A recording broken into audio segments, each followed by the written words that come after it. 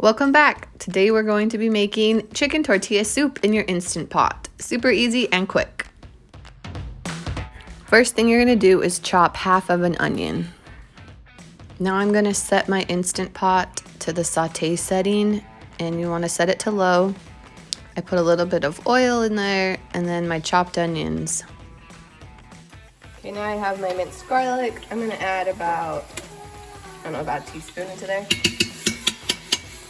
Now that's going to be all. So I'm just stirring that all together. 2 cans of diced tomatoes. Now I'm going to do 1 can of cream of chicken. Now we're going to add ground cumin. Just do a teaspoon of that. We're going to do chili powder and a teaspoon of chili powder. Teaspoon of that. So instead of doing chicken broth, I'm going to use the Better Than Bouillon, and I'm going to do about a tablespoon.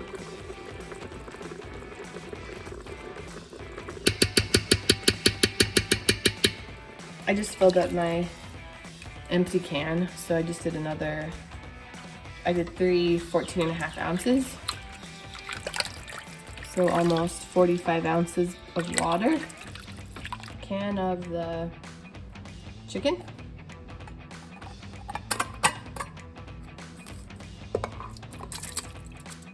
Next, add in 1 can of drained black beans. So make sure you drain your black beans really good and then add them in.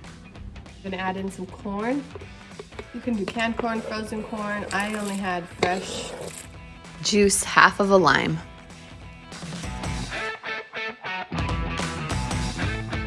Now from here, just test it. If your broth, if you want it a little saltier, add a little more bouillon, Better Than Bouillon, or add a little more salt.